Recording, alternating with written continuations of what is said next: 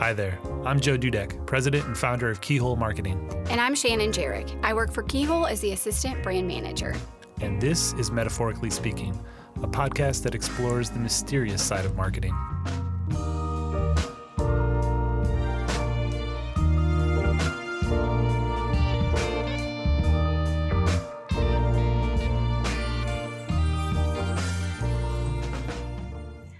Thank you for joining us on this episode of Metaphorically Speaking.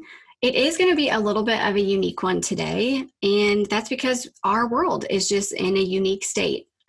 We can't actually sit and meet with entrepreneurs to talk to them face-to-face due to this COVID-19 pandemic or coronavirus situation that we're all dealing with right now. Yeah, the world is pretty much shut down right now. We're all stuck indoors. Shannon's calling in from St. Louis. I'm in Colorado Springs and maintaining our 6 feet distance. Yes, definitely 6 feet apart times 5,000 or whatever the math is. I have no idea. But yeah, it's been obviously an odd time and things happened so quickly since our last interview. And we met with True North Chiropractic, and at that point we could still sit in the same podcast studio and sit 2 feet apart and have a conversation. But obviously we're all stuck indoors, but we thought there's still got to be a way to continue to share some content. We've been doing these interviews with entrepreneurs for 4 or 5 years. And so we thought, let's just go into the vault and pull out some of those conversations. And this was from 4.5 years ago with Scott Harrison of Charity Water. They're a group out of New York that helps build wells in developing countries. And he's got such an amazing story. I heard about it, 5 or 6 years ago at a HubSpot conference, and super fascinating. You said you were kind of fanboying over him. Oh, no doubt. I think it was the same event where Seth Godin was. So like that whole... Oh gosh, you'll be a mess. He just had a smile. It was either crying or smiling the entire time. I have no idea. No, it's such a great story. And I had already worked with their group for a couple of years by then. I would raise some money through my photography business every fall for Charity Water. And so I loved their story. I loved like what they were behind. They're such a progressive nonprofit. His whole mission was really, how do we turn the nonprofit world upside down and be more transparent about where your funds are going, how much, and they give 100% of everything that they raise from donors, and they, raise their other back end costs from other resources. But yeah, it's a pretty cool setup, and he doesn't go into a lot of his own personal story in this conversation. He's got a great book out actually that I've read called Thirst, that he really goes into his, background, how he was raised, and he goes into such detail of he was a club promoter in New York City. He had a lot of great connections with celebrities and was living just a crazy lifestyle that he eventually got worn out by and said, like, there's just got to be more to this life than getting drunk and wasted every night. And I just wasn't feeling fulfilled or satisfied by that anymore. Exactly. Yeah. I just felt like, how do I use these connections for good? So started this charity group, and yeah, it just has a great story. It was fun to talk to him and hear more about this. And I thought, especially for this topic, like where we are today as a society, a global society, we're all super concerned, super sensitive to sanitation and keeping things clean. And, and that's like what defines Charity Water. Yeah. He even says like a stat in the interview of, I think it's 56% of all diseases are in the developing worlds are related to water and sanitation issues. And, that's kind of what we're dealing with today. And it's just kind of new to us in the US of like constantly being, what are we putting a mask on, and what are we touching, and what are we cleaning, and who are we around, and how close are we to them? And, just this concern of sanitation is kind of new to us, but it's not new to developing countries. And we've been doing a lot to bring, fresh water, clean water, helping developing countries know how to, keep things clean and just give themselves better health through those types of things. So, I don't know, certainly applicable to our world. And even though this interview was 4.5 years ago, it just seems like very much the world we're in today. So we hope you guys enjoy listening to it, and we look forward to the time that we can actually sit down and interview people in person again. For sure. Thanks so much. Joe, how's it going? Scott, I'm doing well. How are you doing? Good, man. Where are you in the world? Indianapolis area, just north, actually. Carmel. Indianapolis. Yeah. My dad was born there. Really? I've never been, but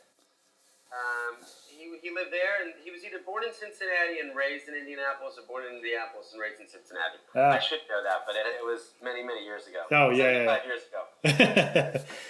I hear you. Yeah, it's I don't know how much longer we'll be here. I grew up in the northern part of the state, and my wife grew up in the southern part of the state, but we're talking more and more about Colorado, so we'll see if Really? Yeah. That's beautiful out there. Yeah, my brother. Would you do a city, or would you kind of go remote? We were just out there last week. My brother lives up in Breckenridge area, Dillon, Colorado. And so we were in Denver for a couple of days for a wedding, then we did a little roaming through the foothills and then up in the mountains, and we were trying to have that. We had the same kind of questions, like, do we have to be close to a city? Are we good with sort of being in a small town Indiana, small town US? So we're still trying to figure that out. We're trying to, basically just wait to see where God's telling us to go and when He should go, because I think most of our life was kind of like just we make our own plans and we do our own stuff. So now we're trying to be much more like just wait for the indications we're supposed to do something. So That's great. Where do you work? I have my own businesses. I have a photography business that I started a few years ago, and I have a content marketing business I started a couple of years ago. So two businesses keeping me pretty busy, but You can do it anyway. exactly, yeah. We'll figure it out. Yeah. So, well, thanks for the time today. I really appreciate it. Of course, man. I'm all yours. I think about the water crisis, and I think about this like huge, ginormous beast of a problem, and I just was curious, like, how do you not get overwhelmed by that? How do you sort of get up every day and like go, okay, this is worth running after, and it's attainable, it's something we can actually conquer, versus like, oh, this is too overwhelming, why do we even spend our time? Yeah. I think spending so much time over there in the countries where we work and the communities that have been helped over the last 9 years at a pretty good cadence has just really, kept me hopeful. I've had these moments where you'll realize how profound the change of clean water, what change it's brought to a village, what change it's brought to an individual life. And I've had these moments saying, well, I would have worked all of these years for this one person, or this one family, or this one village. Yeah.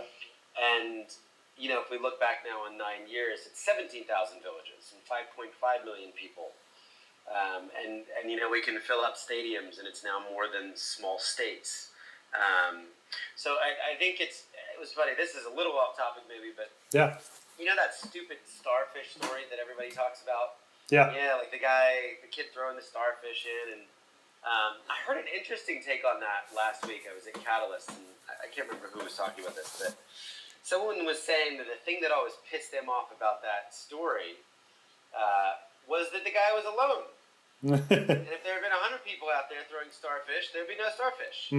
Yeah. And it was just that. So I think that's what we've tried to do with the org over the last 9 years. Is start out with my story and the impact I could make, and I've done a couple birthdays, and I'm just one person telling a story. But now, almost 1 million people have added their story to the Charity Water story. And you've got 6-year-old girls out there in Vancouver selling lemonade. Yeah. You've got 78-year-olds giving up their birthday. You've got guys in Afghanistan writing haikus. You have meditation communities in Australia, people climbing mountains, skydiving, sailing, walking across America. So we've really tried to kind of make it very invitational, turn it into a platform, and say, well, this is my story. I was a prodigal club kid that was given a chance to go and see extreme poverty in West Africa, and this was my response to it. Yeah. But what could you bring to this? Yeah. And then just give people a place and a platform to do that. So I think I'm also an optimist, and the world is getting better. The glass is half full. I really focus on the people that we're able to help, and not the enormity of the problem. Yeah. Which really is true. I mean, we're coming up on 6 million people served of 600 million. Right. So, a decade of my life to solve 1% of the problem, you could argue is we've made a very small dent. But I know in the lives of 6 million people, it's made a profound difference. And, some of those people were walking 8 hours every single day in the hot sun, giving their children water that would eventually kill them. I mean, literally just playing Russian roulette with diseased water every day. And being able to give a woman 8 hours back in her day, give her water that's clean that she knows is not going to injure her children. It's hard to put a price on that. Yeah, that's amazing. Yeah, I find so I've been doing, I think this is my 4th year doing some campaigns, just using the photography business to kind of create some awareness. And first, before I say that, I wanted to thank you for your donation to the campaign. That was awesome. Totally unexpected. And you made a comment about way to blow away the goal. Well, actually the goal on that was so super attainable. I intentionally did it $350 knowing I'd have that in a day and a half, because I really kind of got overwhelmed this year with the sense of maybe I was driving too much towards the goal and not celebrating every dollar that somebody was giving. Because I felt like I got so consumed with that, we've got to reach this and that's got to be the thing. And if we don't, then it's kind of a waste. And I was thinking, in fact, I haven't even mentioned to anybody throughout the whole thing, how much money's been raised. If I have mentioned it, it's been, how many lives have been changed versus the dollars. Because I really wanted to focus more on your $1 is awesome. Let's celebrate that a little bit. So that's a side tangent. I just wanted to thank you so much for your donation towards it. What? And thank you for doing 4. Oh man. There is something about staying power. I thought about it this year. I'm like, I'm going to do another campaign. I think it was my 7th or 8th. Yeah. And each year there's another impact. There's more people to reach. There's brand new people to get involved. Yeah. I'm glad I do it every year. Yeah, that's a fun thing is I'll find somebody who maybe didn't donate this year, but they started their own campaign, and I'm like, that's awesome. If you don't ever give to mine, let you get inspired, and even if it's not to charity water, just to get inspired to just do some life change, I think that's kind of cool. Yeah. I heard your story a couple years ago at HubSpot in Boston. And got a chance to hear, I didn't know your backstory. I didn't know, you mentioned right now, your club promoter experience. And I was curious, I don't know, as you look back, so I do these columns for interviewing entrepreneurs, why they started their business. I'm interested in that storyline of where their life turned, the plot twist that happened in their life. They were going down one path and then they said, hey, I should start this business and do it this way. And so I was curious, when I heard that part of your story about doing the club promotion stuff, and you just said, hey man, what am I doing for widows and orphans? And I need to make this change. I was curious though, as you look back on life, do you feel do you struggle with those years of life? Do you feel like those are, do they weigh heavy on you? Those are wasted years, or are they sort of that was necessary to get to where you are? I mean, I sometimes I think, just very pragmatically, had I started earlier, we probably would have gotten a lot more people clean water. But maybe I would have started at all. Yeah. So I think that I really focused on how I've been able to really redeem some of the things that I learned over that decade. I was storytelling. I was promoting something very decadent. The story I was telling was, come into our club, get wasted, spend lots of money on booze, and your life has meaning, and you're a good person. Yeah. Sit with the pretty girls and boys, and you've arrived. So I've obviously got pretty good at that over the years, and creating these environments that people would want to be a part of. That just ended with a lot of really drunk, sloppy people at the end of the night. Right. And a lot of money in the register. So being able to promote something very different, something redemptive, something wholesome, something simple, the idea of clean water for everybody, has been really exciting, and building on some of those strengths. And even I remember our first couple water projects were sold to nightclub owners. And oh wow. People that used to come in and spend money at our clubs. Yeah. So that was even cool, taking some of those same people that were buying the booze and saying, look, you can help people get clean water. So I don't really lament it that much. I'm glad I started when I did. Sure, I could have started earlier, but at least, had a foundation for promoting, for storytelling, for creating environments. Yeah. Trying to inspire people. I had one question related to what you were just talking about. Like, you're starting up your 7th campaign, and I think one thing I was struggling with this year, this is my 4th one, and I had that same kind of struggle to get energized around it a little bit. And I felt like, I feel like maybe in a privileged society that we live in, it's hard to like be reminded of how much we're given, and there's like a guilt associated with that sometimes. And like, how do you associate or how do you process that? Like, not feeling maybe guilty for the stuff we've been given, but maybe feeling like using that feeling to push you to greater things. Yeah. I mean, I think a lot about it at Whole Foods. Just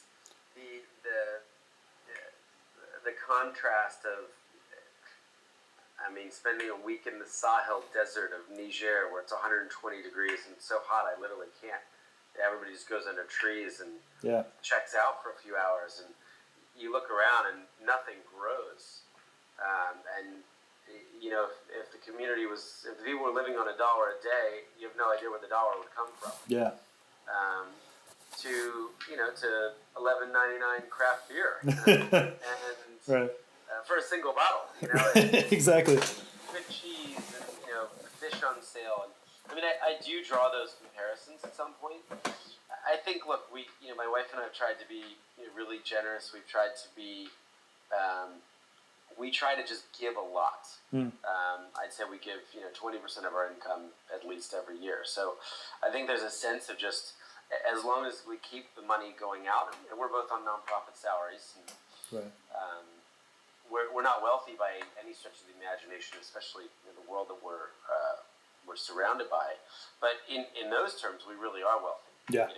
We're not worried about where food's going to come from.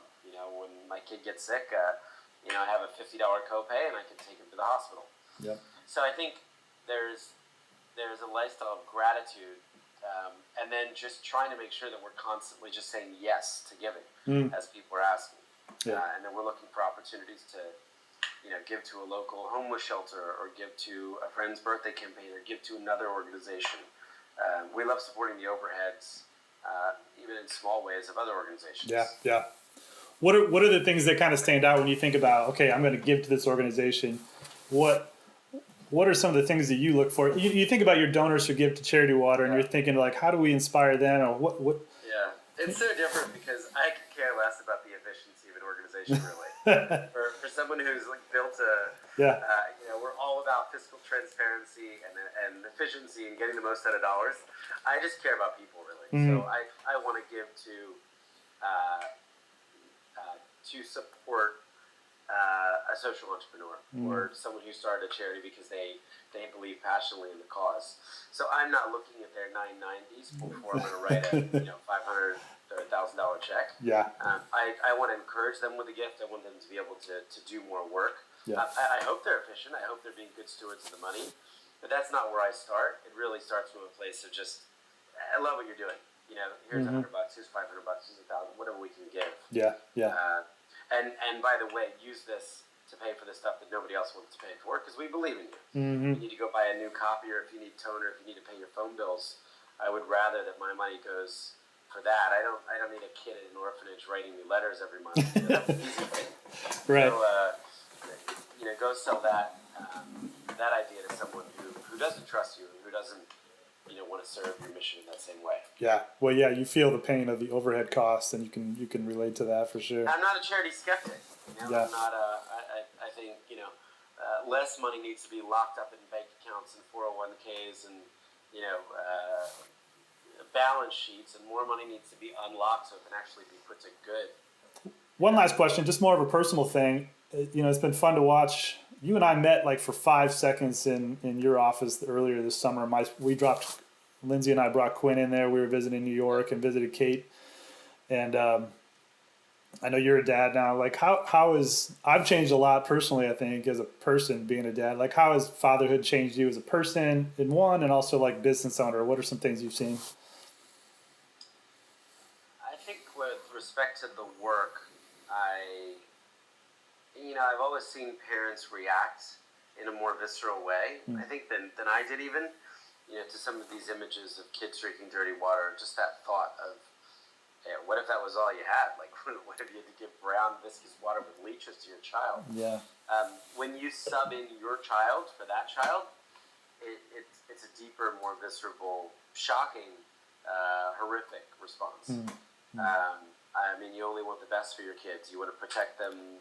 You know, you want to make sure you do everything you can to keep them healthy, to keep them from, falling. My kid is terrible at this. Every day I come home, he has a different black and blue mark on a different part of his forehead. Yep. Because he just runs and then bangs into things. Yep.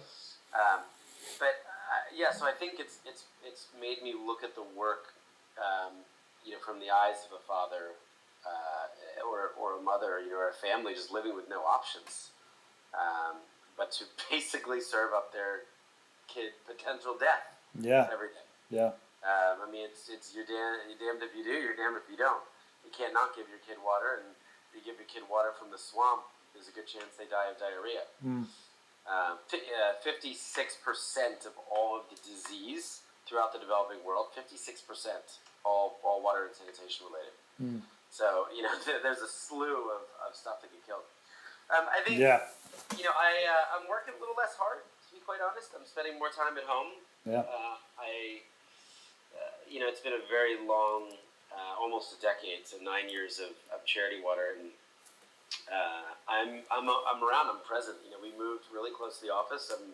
I'm 9 minutes away by walk, so he's in here at the new office a lot, and I get to see a lot of him. So I'm really enjoying it. It's a blast. It's way more fun than I thought it would be. I know. Kids are awesome. Yeah, he's how old now? How old is he? He's 14 months this week. Okay, yeah. Quinn just turned 2 Saturday. So it's amazing. I mean, that from 1 to 2, like, so much changed in him personally. Like, it's amazing when you'll get to 2-year-old and you're like, man, he's so different than he was at 1-year-old. I'm not talking from like fast experience. He's obviously the only one we have, but man, he's so fun at 2, and the things he asks already, and the just things he does are just hilarious, and Yeah, and I can't wait to be walking in the woods, at 5 and 7 and camping out and chasing bears and all that kind of stuff. Yeah. Are you outdoors? Like, that's even though you're living in the city? I am. I mean, it's tough living in the city, but we'll go up to the Catskills on weekends. Rent a little cabin or something, or stay with friends. That's kind of where I prefer being in nature. Yeah. And I'm a woods and mountains guy over the beach. Yeah, so am I. Which puts us at odds sometimes. My wife and me, she's definitely more of a beach person, but I'll get burnt. My wife doesn't like to hike.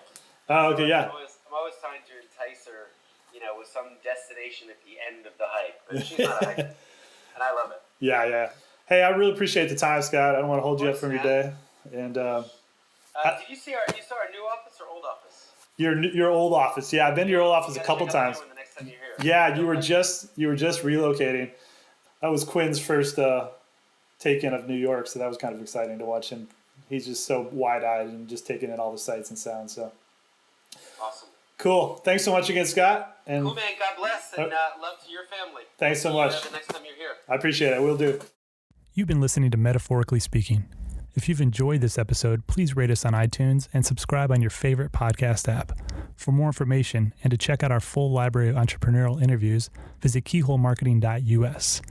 Also, feel free to send us an email anytime at hi@keyholemarketing.us. Thank you for listening.